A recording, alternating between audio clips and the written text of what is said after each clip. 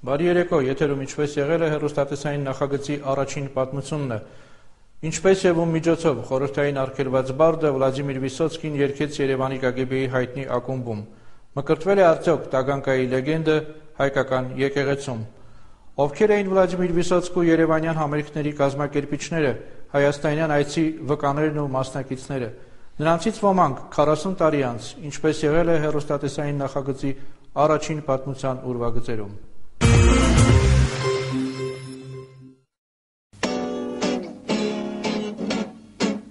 Рвусь из сил, из всех сухожилий,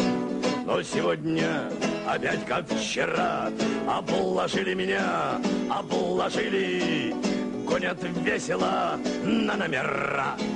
И заели, хлопочут двустволки, там охотники прячутся в тень, на снегу кувыркаются волки, превратившись в живую мишень. 1970 թվականի ապրիլի կեսերին Երևան ժամանեց Սոչի Երևան չվերթի հերթական ինքնաթիռը։ Նրանով գարնանային հերթական մարզումներից Հայաստան էր վերադառնում Երևանի Արարատը։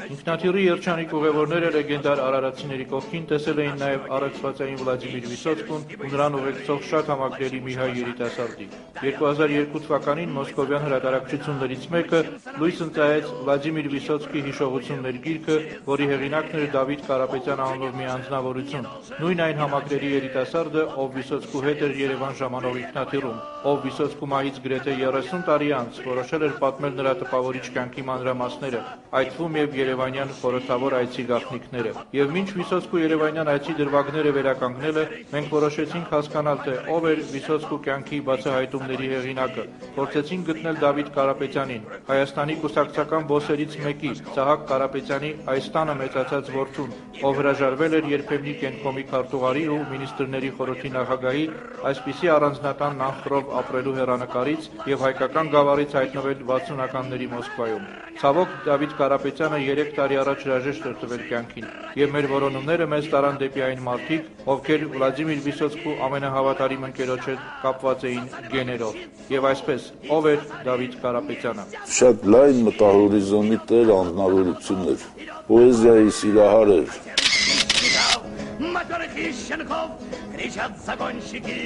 Շատ մեծ սիրահար էր։ Նա ամենաբարձր մակարդակով տիրապետում էր համաշխարհային պոեզիային։ Ես երբ որ նրա խոսքը լսում էի պոետների, բանաստեղծների մասին, ուղղակի զարմանում էի։ Ես այդպիսի խոսք ուրիշներից չեմ լսել։ Զարգացած, շատ կարդացած տղա էր։ Դավիթի կյանքը անցավ Մոսկվայում։ 17-18 տարեկան էր, գնաց Մոսկվա, ավարտեց ինստիտուտ, այդպես էլ մնաց այնտեղ։ Մոսկվայում նա աշխատեց Մոսֆիլմում։ Ես որքան գիտեմ, նշանավոր ռեժիսորների, բաների հետ նկարներ ունի։ Ահա որ կարդացած էր։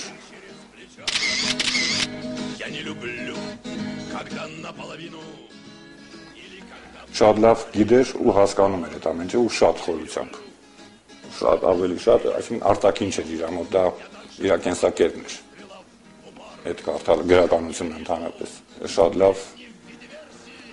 հասկանում էր ընդհանրապես արվեստ ասածը, կինո, նկարչություն, ու իրան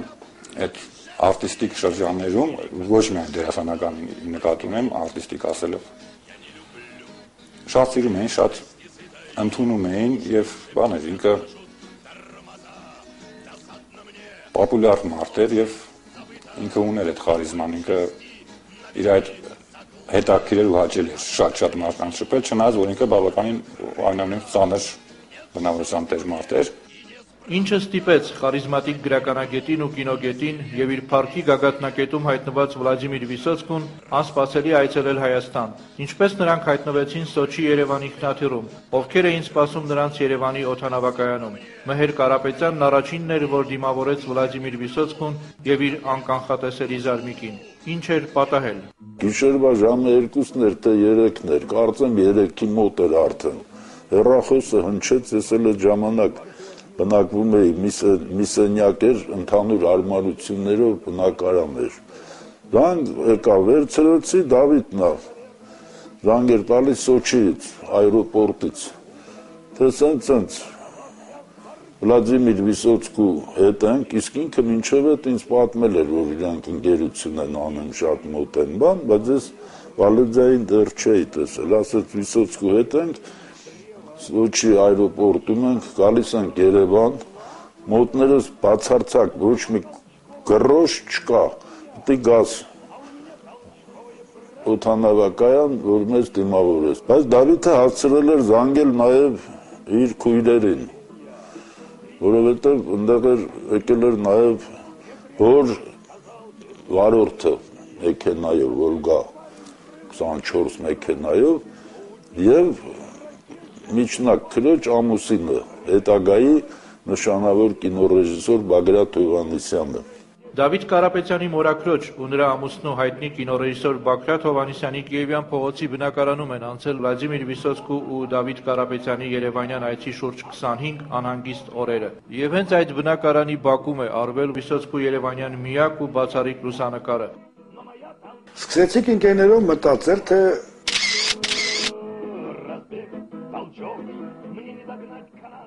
որտեղ կարելի է կազմակերպել համերգ, որտեղ կարող էր հանդես գալ Վիսոցկին։ Ուրեմն առաջին միտքը որ եղավ, դա այն ժամանակ KGB-ի կլուբ կոչվող տարածքն էր, որը մշակութային կենտրոն էր հանդիսանում այդ ժամանակ մեր քաղաքի, լավագույն մշակութային կենտրոն էր, որտեղ հաճախակի էին լինում նմանատիպ համերգներ եւ լավագույն կինոների առաջի ուրեմն դիտումները լինում էին այդ դահլիճում։ Առաջին միտքը եղավ դա, երկրորդը ես առաջարկեցի, որ այդ համերգը կարելի է եւ կազմակերպել Հայ էլեկտրոգործարանին կից կար գիտազոտական ինստիտուտ, որը կոչվում էր Վնիկե, այդ Վնիկեի դահլիճը բավականին լավն էր։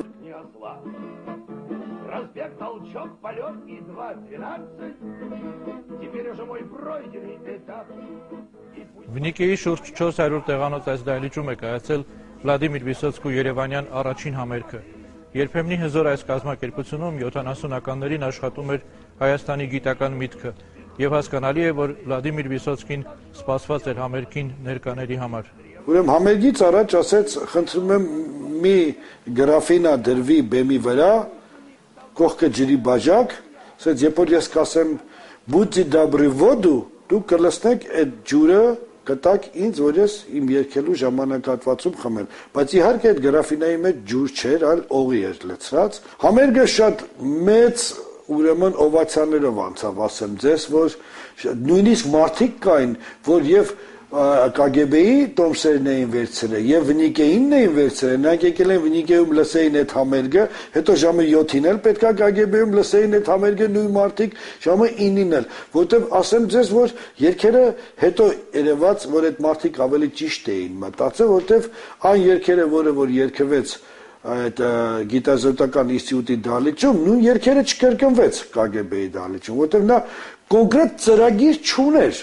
ասենք, որ այս երգից հետո պետք է սա երգեմ, այն երգից հետո նա երգեմ, այդպես ծրագիր չկար գրած, ոչ էլ հաղորդավար կար, ինքը նախ վարում էր իր համերգը, ինքն էր խոսում, ինքն էր варում, ինքն էր ներկայացնում երգը, երգի տեքստը, տեքստից հետո նոր սկսում էր երգել երգը։ Я к тому, что я вообще свои выступления никогда не называю концертами. Это не концерты, потому что концерт надо было вот уходить, приходить, там, покабениться, опять выйти. И право же, я вас уверяю, я не для того, чтобы вы меня поощряли, вам рассказываю просто свои мысли, которые мне пришли в голову в данный момент. Но вот, предположим, я предпочитаю, чтобы мои выступления проходили в форме встречи. Ну, не такой, как дома, когда там за столом после второй, третьей все же друг друга любят, никто никого не слушает, вот, все поют, стараются в унисон, получается плохо. Նախատեսվածից ավելի երկար տևած համերգը KGB-ի ակումբում սպասողներին չէր վհատեցրել։ Վիսոցկու երկրպագուներն անդրդվելի էին ու սպասում էին իրենց կուռքին։ Վնիկեի համերգը պետք է տեղի ունենար ժամը 4-ին։ Համերգը անցավ բավականին լավ, բարձր մակարդակով անցավ Վնիկեի համերգը, ուշացած մենք հասանք KGB-ի դահլիճ։ այնտեղ 7-ին պետք է լիներ համերգը, իհարկե մենք ուշացած հասանք այնտեղ KGB-ի դալիճ, մտնելուց ասեմ ձեզ, որ մի խայտարակ իրարանցում էր այդտեղ, ժողովուրդը լցված, սպասում էին, որ պետք է գար, ուրեմն մենք մտանք դալիճ, մեր ուրեմն մի քանի հոգով էինք մենք, մտանք դալիճ ու համերգը սկսեց շատ գեղեցիկ ձևով, ինքը ներկայացրեց իր երգը ու երգը սկսեց երգել։ Սպասում ենք, որ պետք է հիմա ուր որ է, պետք է գա։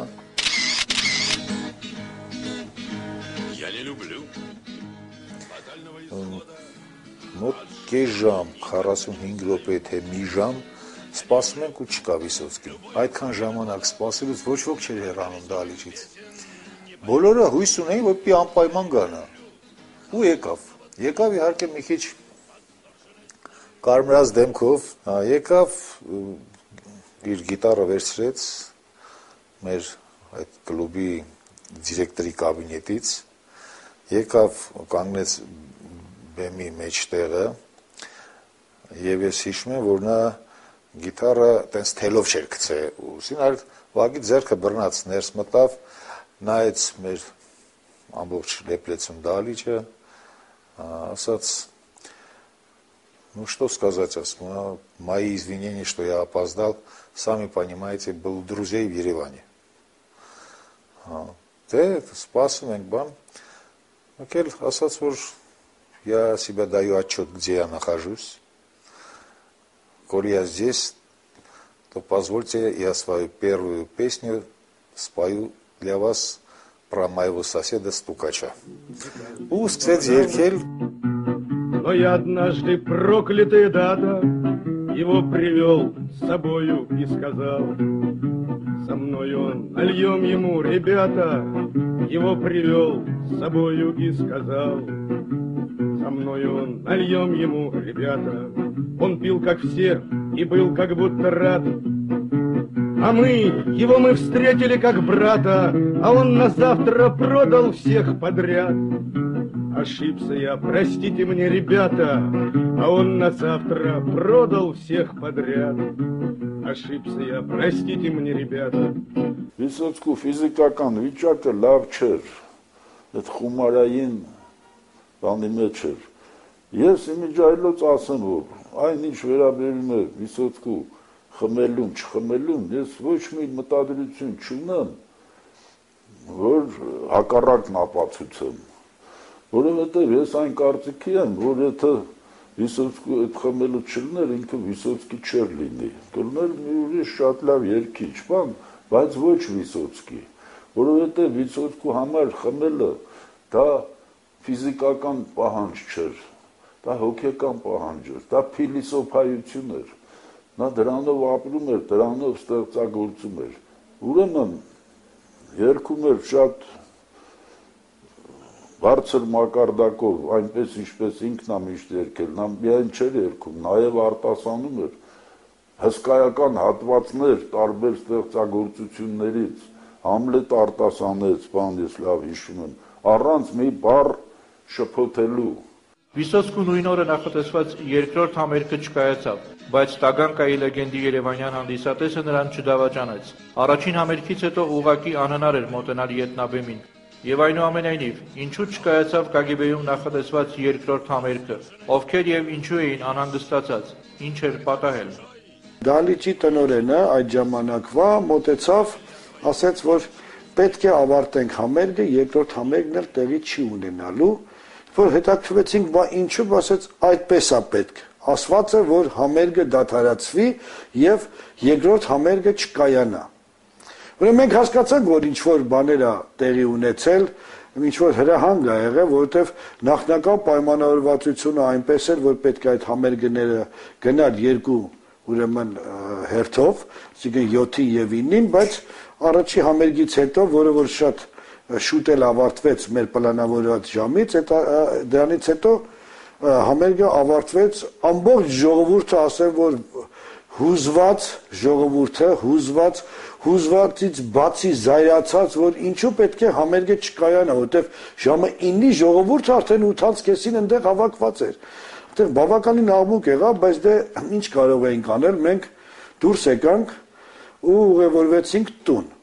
Բրեժնևյան Հայաստանի համար լիովին անտրամաբանական կլիներ, եթե Վիսոցկու երևանյան արկածներն անհետևանք անցնեին։ ՊԱԿ-ի աշխատակիցները հետևել էին Վիսոցկու բոլոր գործողություններին, հատկապես ԿԳԲ-ի համերգին, իսկ համերգին ներկա կենտրոնական մի չինովնիկ այդ մասին զեկուցել էր հանրահայտ Ռոբերտ Խաչատրյանին։ Վիսոցկուն եւ նրա ընկերոջը Դավիթ Կարապետյանին խորհուրդ էին տվել շտապ հեռանալ Հայաստանից, այլապես նրանք կարող էին հայտնվել Նալբանդյան փողոցում։ Սահակ Կարպիչին այդ մասին փոխանցել էին անձամբ Անտոն Քոչինյանի անունից։ Մի օր ինձ մոտ եկավ այն ժամանակվա Գորիսի շրջկոմի առաջին քարտուղար Քրիստոֆոր Պետրոսյանը, որին լավ ճանաչում էր նա ինձ, ես եղել եմ Գորիսի մանկավարժական ինստիտուտի ֆիլիալի հիմնադիր պատասխանատու քարտուղարը։ Եկավ եւ ուղղակի ասաց, որ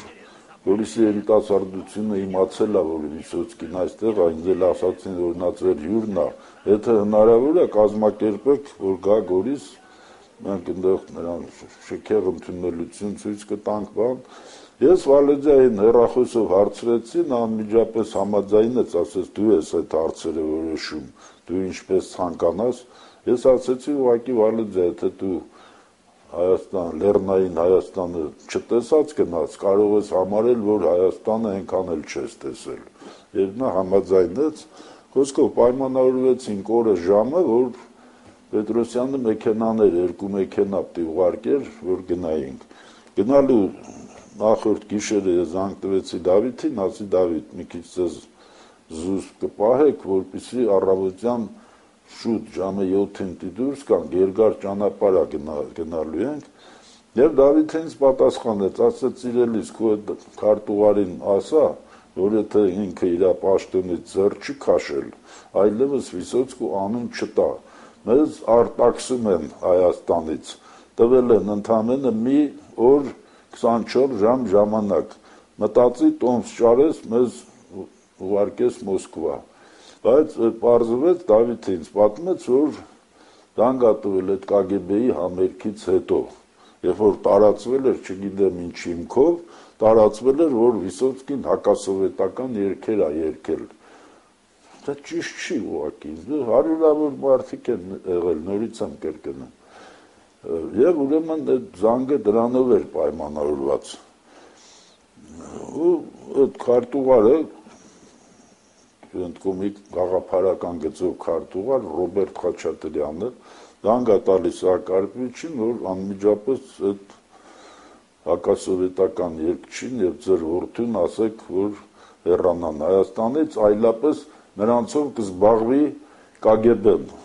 Անտրամաբանական կլիներ, իհարկե, եթե Վիսոցկին ենթարկվեր նոմենկլատուրայի ցանկություններին, եւ առհամարելով ԿԳԲ-ով սպառնալն ու կենտրոնական հրահանգը, Վլադիմիր Վիսոցկին ու Դավիթ Կարապետյանը շարունակում են հայաստանյան տուրնեն։ Ու թեև պաշտոնական համերգներն արգելվում են, բայց արտիստը հյուրընկալվում է իր երկրպագուների բնակարաններում ու շարունակում երգել։ Գրեթե ամբողջական մի համերգ է տալիս Վիսոցկին ժամանակին հայտնի բանաստեղծուհի Ալլա Տեր-Հակոբյանի մտերիմներից մեկի, երիտասարդ մի ֆիզիկոսի բնակարանում, որին մասնակցում են տասնյակ երիտասարդ ֆիզիկոսներ։ Բնակարանային համերգը տարածվում է ամբողջ շքամուտքով ու մտնում բակ։ Մի առանձին համերգի ռեպերտուար Վլադիմիր Վիսոցկին երգում է Արարատի լեգենդար մարզիչ Ալեքսանդր Պանամարյովի երևանյան բնակարանում։ Չնայած որ Հայաստան ժամանողներին հիմնականում առաջարկում են այցելել Գառնի գեղարդ, Վլադիմիր Վիսոցկուն հրավիրեցին Գարնանային Սևան։ Մկրտվել է արդյոք տագանքայի լեգենդը հայկական եկեղեցում։ Ես ստույգ վստահ չեմ, որ Վիսոցկին իրոք մկրտվել է հայկական եկեղեցում, թե ոչ։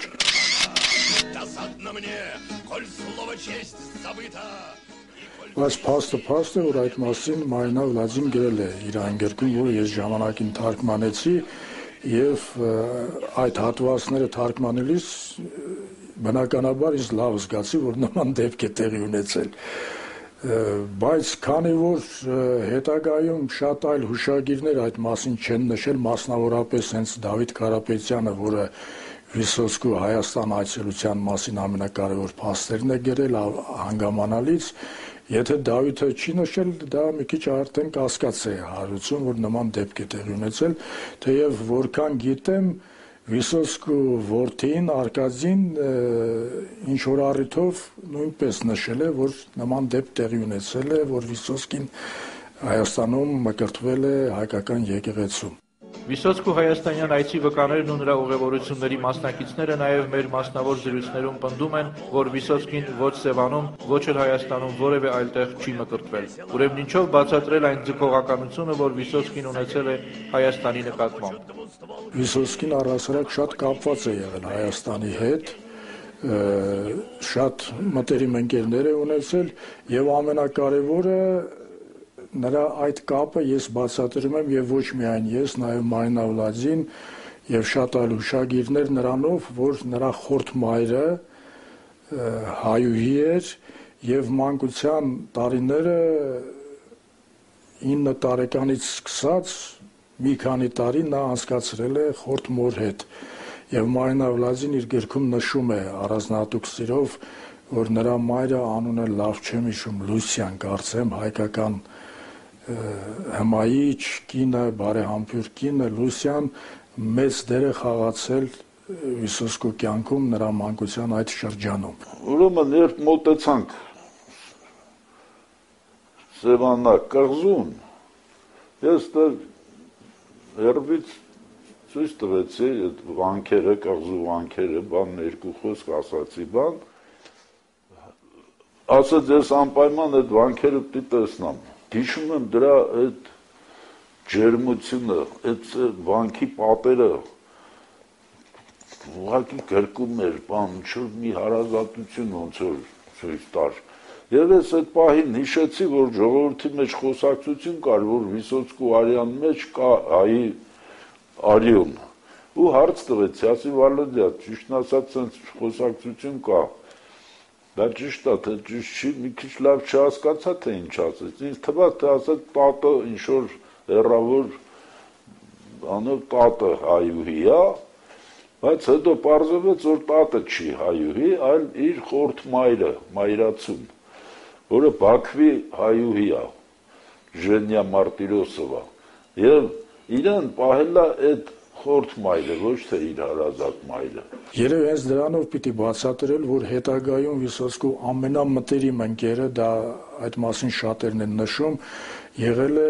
վաղամերիկ ռեժիսոր Լևոն Քոչարյանը, ով ի դեպ հայտնի մեր ասմունքող Սուրեն Քոչարյանի որդին էր։ Նրանք իրար հետ մի քանի տարի նույնիսկ ապրել են Վարձով, նույն բնակարանում, ընդ որում Վասիլի Շուկշինի հետ միասին, ով դեռ այն ժամանակ նույնպես անհայտ էր, եւ Վիսոցկին իր առաջի երգերը կատարել է հենց Լևոն Քոչարյանի Շուկշինի համար, նրա առաջի ունկնդիրները նրանք են եղել, եւ հենց Լևոն Քոչարյանի մտքով է անցել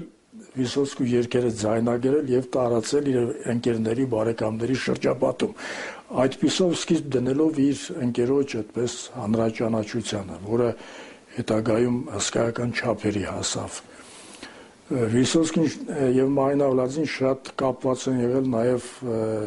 Լեոնիդ Ենգիբարյանի հետ եւ պատահական չէ Վիսոցկու հայտնի բանաստեղծությունը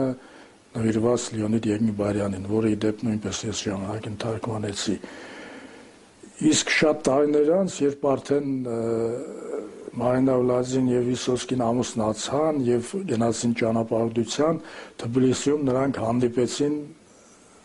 Սերգեյ Փարաջանովի հետ եւ Սերգեյ Փարաջանովը գրքում այդ մասին հանգամանալից գրել է Մարինա Վլադին մի յուրահատուկ նվեր էր արել նրանց, երբ խնջույքից հետո նրանք վերադառնում են այն սենյակը, որտեղ պիտի գիշերեն,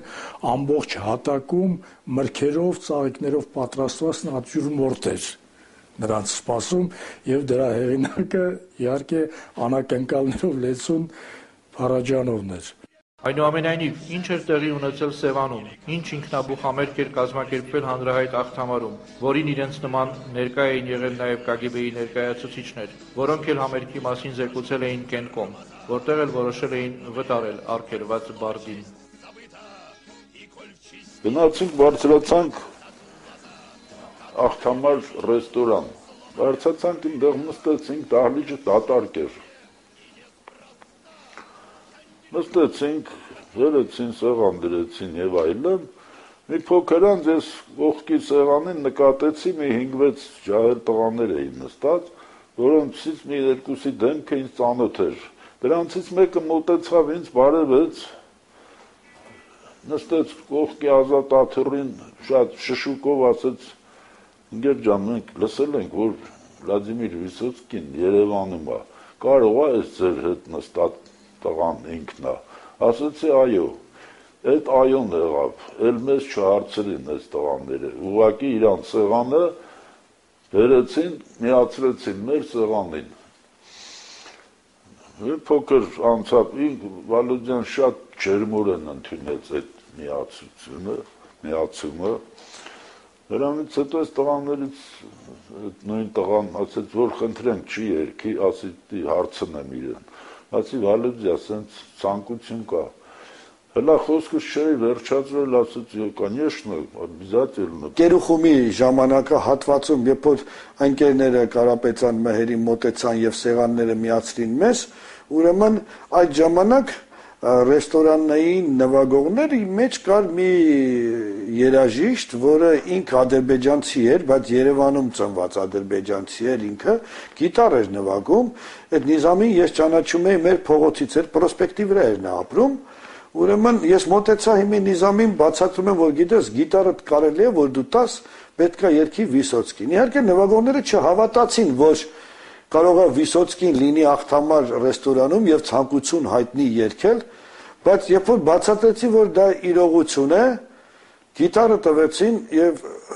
Վլադիմիր Վիսոցկին երբ մոտեցավ բեմին ու առաջի հենց ակորդը վերցնելուց հետո նրանք զգացին, թե ով է իրենց դիմաց կանգնած,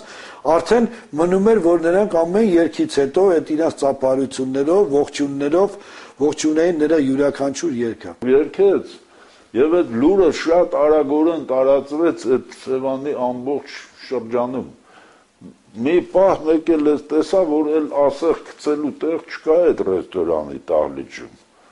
Այդքան ժողովուրդ հավաքվեց, իրար ձնձենի տալով, թե Վիսոցկին շատ մեծ ժողովրդականություն ուներ նա այդ ժամանակ։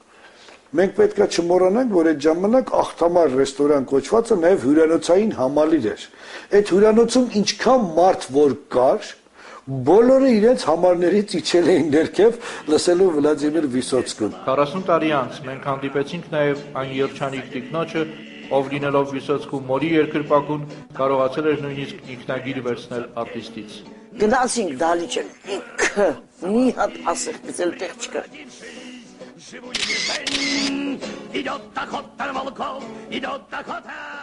Սպասում ենք, համերգը չի սկսվում, հետո ասեցին բերել, եկել է ինքը, եկել է, բայց տրամադրությունը մի քիչ լավ է, այսինքն խմած էր, ասեցին, որ Սևանից է գալիս, հետո եկավ մտավ բեմ, չենք հավատում մեր աչքներին, մի խոսքով, երկեց, չեմ կարող իշել, թե առաջի երկի ինչ էր, այսպես բացարձակ լուր դահլիճ, երկեց, թե հետ ինչ ծափեր, ինչպես ընդունվեց, հետո համերգից հետո, ես էլ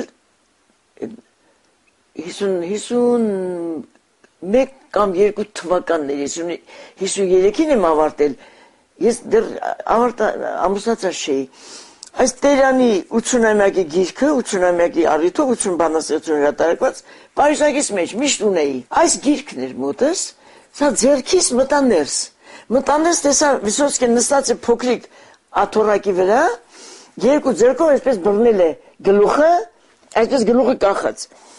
Ներս մտա, այն ժամանակ երևի մոդայում դա էր, Կրասնaya Մոսկվա, փոքրիկ ֆլակոնչիկով, Փարիզակից մեջ միշտ ունեի։ Լսեցի, ասեցի գլուխը ցավում է, այսպես բռնել էր, լսեցի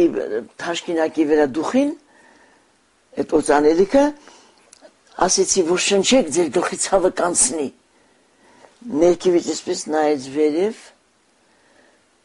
այնպես հիշում եմ այդ ջինջ աչքերը, ինչ երանելի պահ էր։ Եվ շնչեց, այս գիրքը դեմ արեցի։ Գիրքն էլ նոր չէր, որտեղ Փարիզակից մեջ հետո էլ է հնացել, բայց Ուրեմն պատկերացրեք, եւ նույնիսկ էջը հետևի կողմն եմ արել եւ շուրտված է գրել։ Գրեց «Будьте хоть вы счастливы»։ Ու ստորագրեց։ Այդպես ավարտվեց Վիսոցկու այցելությունը Հայաստան, բայց Վալոդյան մինչև վերջ, մինչև այսօր մնաց ինձ հետ։ Мне есть чем оправдаться.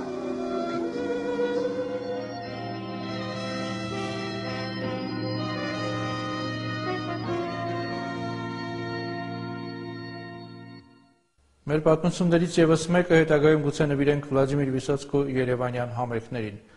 Իսկ մեր հաջորդ պատմությունն ուրվագծելու է Յասեր Արաֆաթի հայաստանյան խորհրդավոր այցերի մանրամասները։